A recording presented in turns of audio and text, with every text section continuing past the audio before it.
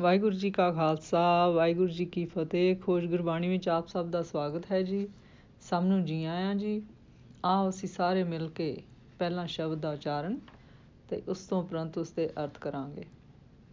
ਮਾਝ ਮਹੱਲਾ ਤੀਜਾ। ਆਤਮ ਰਾਮ ਪ੍ਰਗਾਸ ਗੁਰ ਤੇ ਹੋਵੇ, ਹਉਮੈ ਮੈਲ ਲਾਗੀ ਗੁਰ ਸਬਦੀ ਖੋਵੇ। ਮਨ ਨਿਰਮਲ ਅੰਦਨ ਭਗਤੀ ਰਾਤਾ, ਭਗਤ ਕਰੇ ਹਰ ਪਾਵਣੀਆਂ। ਹਉ ਵਾਰੀ ਜਿਉ ਵਾਰੀ, ਆਪ ਭਗਤ ਕਰਨ ਅਵਰਾ ਭਗਤ ਕਰਾਵਣੀਆਂ। ਤਿੰਨਾ ਭਗਤ ਜਨਾਂ ਕੋ ਸਦ ਨਮਸਕਾਰ ਕੀਜੇ, ਜੋ ਅਨਦਿਨ ਹਰ ਗੁਣ ਗਾਵਣੀਆਂ। ਰਹਾਉ ਆਪੇ ਕਰਤਾ ਕਾਰਨ ਕਰਾਏ, ਜਿਤ ਪਾਵੇ ਤਿਤ ਕਾਰੇ ਲਾਏ। ਪੂਰੇ ਭਾਗ ਗੁਰ ਸੇਵਾ ਹੋਵੇ, ਗੁਰ ਸੇਵਾ ਤੇ ਸੁਖ ਪਾਵਣੀਆਂ। ਮਰ ਮਰ ਜੀਵੇ ਤਾਂ ਕੁਛ ਪਾਏ, ਗੁਰ ਪ੍ਰਸਾਦੀ ਹਰ ਮਨ ਵਸਾਏ। ਸਦਾ ਮੁਕਤ ਹਰ ਮਨ ਵਸਾਏ, ਸਹਿਜੇ ਸਹਿਜ ਸਮਾਵਣੀਆਂ। ਬਹੁ ਕਰਮ ਕਮਾਵੇ ਮੁਕਤ ਨ ਪਾਏ, ਦਸੰਤਰ ਭਵੇ ਦੂਜੇ ਪਾਏ ਖੁਆਏ। ਬਿਰਥਾ ਜਨਮ ਗਵਾਇਆ ਕਪਟੀ, ਬਿਨ ਸਬਦੇ ਦੁਖ ਪਾਵਣੀਆਂ। ਤਾਵਤ ਰਾਖੇ ਠਾਕ ਰਹਾਏ, ਗੁਰ ਪ੍ਰਸਾਦੀ ਪਰਮ ਪਦ ਪਾਏ। ਸਤਿਗੁਰ ਆਪੇ ਮੇਲ ਮਿਲਾਏ, ਮਿਲ ਪ੍ਰੀਤਮ ਸੁਖ ਪਾਵਣੀਆਂ। ਇੱਕ ਕੂੜ ਲਾਗੇ ਕੂੜੇ ਫਲ ਪਾਏ, ਦੂਜੇ ਪਾਏ ਬਿਰਥਾ ਜਨਮ ਗਵਾਏ। ਆਪੇ ਡੂਬੇ ਸਗਲੇ ਕੁਲ ਡੋਬੇ, ਕੂੜ ਬੋਲ ਬਿਖ ਖਾਵਣੀਆਂ। ਇਸ ਤਨ ਮੇਂ ਮਨ ਕੋ ਗੁਰਮੁਖ ਦੇਖੇ, ਪਾਏ ਭਗਤ ਜਾਂ ਹਉਮੈ ਸੋਖੇ। ਸਿੱਧ ਸਾਧਕ ਮੋਨ ਧਾਰੀ ਰਹੇ ਲਿਵਲਾਈ, ਤਨ ਵੀ ਤਨ ਮੇਂ ਮਨ ਨ ਦਿਖਾਵਣੀਆਂ। ਆਪ ਕਰਾਏ ਕਰਤਾ ਸੋਈ, ਹੋਰ ਕੋ ਕਰੇ ਕੀਤੇ ਕਿਆ ਹੋਈ। ਨਾਨਕ ਜਿਸ ਨਾਮ ਦੇਵੇ ਸੋ ਲੇਵੈ, ਨਾਮੋ ਮਨ ਵਸਾਵਣੀਆਂ। ਆਪ ਕਰਾਏ ਕਰਤਾ ਸੋਈ, ਹੋਰ ਕੋ ਕਰੇ ਕੀਤੇ ਕਿਆ ਹੋਈ। ਨਾਨਕ ਜਿਸ ਨਾਮ ਦੇਵੇ ਸੋ ਲੇਵੈ, ਨਾਮੋ ਮਨ ਵਸਾਵਣੀਆਂ। ਗੁਰੂ ਜੀ ਕਹਿੰਦੇ ਹਨ ਕਿ ਗੁਰੂ ਸ਼ਬਦ ਦੀ ਚਿੰਗਾਰੀ ਦੁਆਰਾ, ਗੁਰੂ ਸ਼ਬਦ ਨੂੰ ਆਪਣੇ ਅੰਦਰ ਵਸਾਉਣ ਦੁਆਰਾ ਆਤਮਕ ਗਿਆਨ ਦਾ ਪ੍ਰਕਾਸ਼ ਚਾਨਣ ਮਨ ਦੇ ਅੰਦਰ ਹੁੰਦਾ ਹੈ। ਗੁਰ ਸ਼ਬਦ ਮਨ ਦੀ ਮੈਲ ਯਾਨੀ ਹਉਮੈ ਨੂੰ ਸਾਫ਼ ਕਰ ਦਿੰਦਾ ਹੈ ਜੀ। ਭਾਵ ਹਉਮੈ ਨੂੰ ਮਾਰ ਦਿੰਦਾ ਹੈ ਜੀ। ਮਨ ਦੀ ਸਫਾਈ ਗੁਰ ਸ਼ਬਦ ਬਾਣੀ ਭਗਤੀ ਕੀਤਿਆਂ ਹੁੰਦੀ ਹੈ ਜੀ।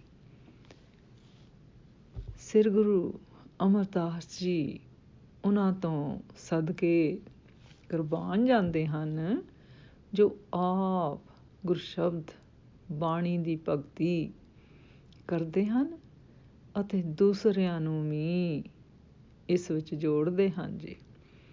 ਫਿਰ ਗੁਰੂ ਜੀ ਕਹਿੰਦੇ ਹਨ ਕਿ ਕਰਤਾ ਆਪ ਭਗਤੀ ਦਾ ਕਾਰਨ ਬਣਦਾ ਹੈ। ਜੋ ਗੁਰਮੁਖ ਗੁਰਸ਼ਬਦ ਬਾਣੀ ਭਗਤੀ ਵਿੱਚ ਜੁੜਦਾ ਹੈ, ਉਹ ਬੜੇ ਵੱਡੇ ਭਾਗਾਂ ਵਾਲੇ ਹਨ। ਉਹ ਗੁਰਮੁਖ ਭਗਵਾਨ ਦੇ ਬਰਾਬਰ ਹਨ ਜੀ। ਗੁਰਸ਼ਬਦ ਬਾਣੀ ਭਗਤੀ ਦਾ ਲਕਸ਼ ਆਤਮਕ ਗਿਆਨ ਹੈ। ਆਤਮਕ ਗਿਆਨ ਤਾਂ ਮਿਲਦਾ ਹੈ ਜਦੋਂ ਗੁਰੂ ਦੀ ਕਿਰਪਾ ਹੋਵੇ। ਭਾਵ ਜਦੋਂ ਅਸੀਂ ਇੱਕ ਮਨ ਇੱਕ ਚਿੱਤ ਹੋ ਕੇ ਗੁਰਸ਼ਬਦ ਬਾਣੀ ਗੁਰੂ ਦੇ ਉਪਦੇਸ਼ ਨੂੰ ਆਪਣੇ ਅੰਦਰ ਢਾਲੀਏ ਜੀ, ਜਿਸ ਦੁਆਰਾ ਹਉਮੈ ਮਰ ਜਾਂਦੀ ਹੈ, ਖਤਮ ਹੋ ਜਾਂਦੀ ਹੈ ਅਤੇ ਇਹੀ ਮੁਕਤੀ ਦਾ ਸਾਧਨ ਹੈ ਜੀ। ਫਿਰ ਗੁਰੂ ਜੀ ਕਹਿੰਦੇ ਹਨ ਕਿ ਬਹੁਤੇ ਕਰਮ ਕਾਂਡ ਕੀਤਿਆਂ ਜਾਂ ਬਹੁਤੇ ਦੇਸ਼ਾਂ ਦਾ ਭ੍ਰਮਣ ਕੀਤਿਆਂ ਆਤਮ ਗਿਆਨ ਦੀ ਪ੍ਰਾਪਤੀ ਨਹੀਂ ਹੁੰਦੀ। ਕੇਵਲ ਗੁਰਸ਼ਬਦ ਬਾਣੀ ਰਾਹੀਂ ਹੀ ਮਿਲ ਸਕਦੀ ਹੈ ਜੀ।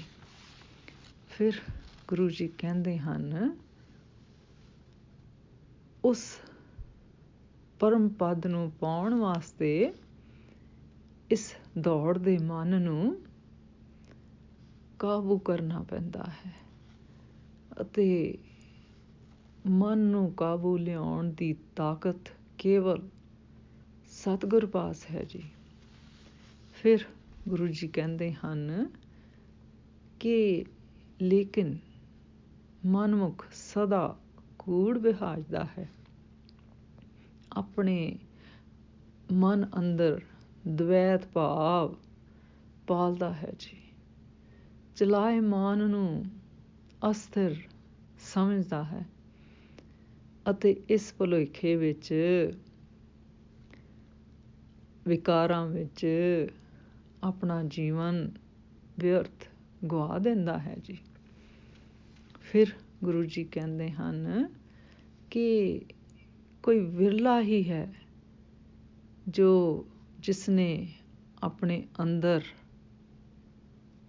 ਆਪਣੇ ਸਿੱਧ ਸਾਧਕ ਮਨ ਨੂੰ ਇੱਧਰ ਲਾਇਆ ਹੈ ਜੀ ਅਤੇ ਇਸ ਦੀ ਲਿਵ ਲਗਾਉਣ ਵਾਲਿਆਂ ਨੂੰ ਵੀ ਇਹ ਗਿਆਨ ਹੋ ਜਾਂਦਾ ਹੈ ਜੀ। ਪਰ ਕਈ ਜਿਹੜੇ ਸਿੱਧ ਸਾਧਕ ਮੌਨ ਧਾਰੀ ਲੰਬੀਆਂ ਲਿਵ ਲਾਉਣ ਵਾਲੇ ਹਨ, ਉਹਨਾਂ ਨੂੰ ਵੀ ਆਪਣੇ ਮਨ ਨੂੰ ਕਾਬੂ ਕਰਨ ਤੋਂ ਮਿਲਾ ਕੁਛ ਨਹੀਂ ਮਿਲਦਾ ਜੀ। ਇਹ ਤਾਂ ਮਨ ਨੂੰ ਅੰਦਰ ਨਾਲ ਜੋੜਨਾ ਹੈ ਜੀ, ਗੁਰਸ਼ਬਦ ਨਾਲ ਜੋੜਨਾ ਹੈ ਜੀ, ਜਿਹੜਾ ਕਿ ਸਿਰਫ ਗੁਰਸ਼ਬਦ ਸਤਿਗੁਰ ਪਾਸੋਂ ਮਿਲਦਾ ਹੈ ਜੀ। ਇਸ ਸ਼ਬਦ ਵਿੱਚ ਗੁਰੂ ਜੀ ਸਾਨੂੰ ਦੱਸਦੇ ਹਨ ਕਿ ਭਗਤੀ ਗੁਰਮਤਿ ਅਨੁਸਾਰ ਪ੍ਰਭ ਪ੍ਰਾਪਤੀ ਦਾ ਇੱਕ ਪ੍ਰਮੁੱਖ ਸਾਧਨ ਗੁਰਬਾਣੀ ਗੁਰਸ਼ਬਦ ਭਗਤੀ ਹੈ। ਭਗਤੀ ਆਪਣੇ ਪ੍ਰਭ ਪਿਆਰ ਵਿੱਚ ਅਤੇ ਉਸ ਪਿਆਰੇ ਦੇ ਭਾਵ ਵਿੱਚ ਰਹਿਣਾ ਹੀ ਭਗਤੀ ਦੀ ਨਿਸ਼ਾਨੀ ਹੈ।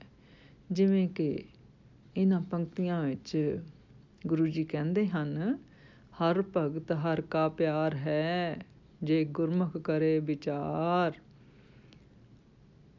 ਭਗਤੀ ਸ਼ਬਦ ਸੰਸਕ੍ਰਿਤ ਦੇ ਭਜ ਤੋਂ ਆਇਆ ਹੈ, ਜਿਸ ਦਾ ਭਾਵ ਹੈ ਅਰਾਧਨਾ, ਉਪਾਸਨਾ, ਪੂਜਾ ਜਾਂ ਸੇਵਾ ਕਰਨਾ ਹੈ, ਜਾਣੀ ਕਿ ਸਤਿਕਾਰ ਕਰਨਾ ਹੈ ਜੀ। ਸੋ ਭਗਤੀ ਪਿਆਰ ਅਤੇ ਸਤਿਕਾਰ ਦਾ ਇਕੱਠਾ ਸੁਮੇਲ ਹੈ। ਏਕਾ ਭਗਤੀ ਏਕੋ ਹੈ ਭਾਉ, ਇਸੇ ਤਰ੍ਹਾਂ ਹੀ ਹੁੰਦੀ ਹੈ ਜੀ। ਸੋ ਭਗਤੀ ਦੇ 3 ਅੰਗ ਮੰਨੇ ਜਾਂਦੇ ਹਨ: ਪਿਆਰ, ਸ਼ਰਧਾ, ਸਦਭਾਵਨਾ ਅਤੇ ਆਤਮਕ ਸਮਰਪਣ। ਭਗਤੀ ਵਿੱਚ ਸਭ ਤੋਂ ਵੱਡੀ ਰੁਕਾਵਟ ਹਉਮੈ ਹੈ ਜੀ। ਹਉਮੈ ਨੂੰ ਤਿਆਗ ਕੇ ਉਸ ਤੋਂ ਬਗੈਰ ਨਾ ਮਨ ਭਗਤੀ ਵਿੱਚ ਭਿੱਜਦਾ ਹੈ, ਨਾ ਉਸ ਵਿੱਚ ਕੋਈ ਸੁੱਖ ਪ੍ਰਾਪਤ ਹੁੰਦਾ ਹੈ ਜੀ। ਸੋ ਤਨ ਤੋਂ ਉੱਤੇ ਉੱਠ ਕੇ ਹੀ ਮਨ ਦੇ ਦਰਸ਼ਨ ਹੁੰਦੇ ਹਨ। ਪ੍ਰਭ ਦੇ ਦਰਸ਼ਨ ਪ੍ਰੇਮਾ ਭਗਤੀ ਨਾਲ ਹੁੰਦੇ ਹਨ। ਵਿਖਾਵੇ ਦੀ ਭਗਤੀ ਨਾਲ ਆਤਮਕ ਸੁੱਖ ਪ੍ਰਾਪਤ ਨਹੀਂ ਹੁੰਦਾ। ਜਿਹੜਾ ਗੁਰਮੁਖ ਆਪਣੀ ਹਉਮੈ ਨੂੰ ਸਾੜ ਦਿੰਦਾ ਹੈ, ਉਹ ਆਤਮਕ ਸਰੂਪ ਪਰਮਾਤਮਾ ਦੇ, ਪ੍ਰਭ ਦੇ ਦਰਸ਼ਨ ਕਰ ਸਕਦਾ ਹੈ ਜੀ। ਭਾਵ ਉਸ ਦਾ ਮਨ ਭਗਤੀ ਵਿੱਚ ਲੱਗਣ ਲੱਗ ਪੈਂਦਾ ਹੈ ਜੀ। ਭਗਤੀ ਧਰਮ ਸਾਧਨਾ ਦਾ ਇੱਕ ਵੱਡਾ ਅੰਗ ਹੈ, ਜਿਵੇਂ ਕਿ ਕਰਮ, ਗਿਆਨ, ਯੋਗ ਆਦਿ। ਗੁਰਮਤਿ ਵਿੱਚ ਕਰਮ ਕਾਂਡ, ਕਰਮ ਅਸਵੀਕਾਰ ਹਨ। ਇਸੇ ਤਰ੍ਹਾਂ ਗੁਰਮਤਿ ਵਿੱਚ ਸ਼ਾਸਤਰੀ ਗਿਆਨ ਨੂੰ ਵੀ ਮਨਜ਼ੂਰੀ ਨਹੀਂ। ਗੁਰਮਤਿ ਵਿੱਚ ਸਹਿਜ ਗਿਆਨ 'ਤੇ ਜ਼ੋਰ ਦਿੱਤਾ ਹੈ ਜੀ। ਇਸ ਵਿੱਚ ਯੋਗ ਵੀ ਪਰੰਪਰਾਗਤ ਰੂਪ ਵਿੱਚ ਪ੍ਰਵਾਨ ਨਹੀਂ ਹੈ ਜੀ। ਇਸ ਦੇ ਮੁਕਾਬਲੇ ਸਹਿਜ ਯੋਗ ਜਾਂ ਸ਼ਬਦ ਸੁਰਤ ਯੋਗ ਦੀ ਮਾਨਤਾ ਦਿੱਤੀ ਗਈ ਹੈ ਜੀ। ਗੁਰਮਤਿ, ਗੁਰਸ਼ਬਦ ਬਾਣੀ ਭਗਤੀ ਦੀ ਮਨੌਤ ਇਹ ਹੈ ਕਿ ਭਾਉ ਭਗਤ ਨਾਲ ਪ੍ਰਭ ਦਾ ਮੇਲ ਸਭ ਤੋਂ ਛੇਤੀ ਹੋ ਜਾਂਦਾ ਹੈ ਜੀ, ਅਤੇ ਇਸ ਵਿੱਚ ਜਾਤ ਪਾਤ, ਊਚ ਨੀਚ ਦਾ ਕੋਈ ਵਿਤਕਰਾ ਨਹੀਂ ਹੈ ਜੀ। ਇਹ ਸਭ ਜੀਵਾਂ ਲਈ ਏਕ ਸਮਾਨ ਹੈ ਜੀ। ਭਾਉ ਭਗਤ ਕਰ ਨੀਚ ਸਦਾਏ, ਤੋ ਨਾਨਕ ਮੁਖ ਅੰਤਰ ਪਾਏ। ਅੱਜ ਦਾ ਵਿਚਾਰ ਕਰਦਿਆਂ ਮੇਰੇ ਕੋਲੋਂ ਅਨੇਕਾਂ ਭੁੱਲਾਂ ਹੋਈਆਂ ਹੋਣਗੀਆਂ, ਉਸ ਵਾਸਤੇ ਮੈਂ ਖਿਮਾ ਦੀ ਜਾਚਕ ਹਾਂ ਜੀ। ਵਾਹਿਗੁਰੂ ਜੀ ਕਾ ਖਾਲਸਾ, ਵਾਹਿਗੁਰੂ ਜੀ ਕੀ ਫਤਿਹ।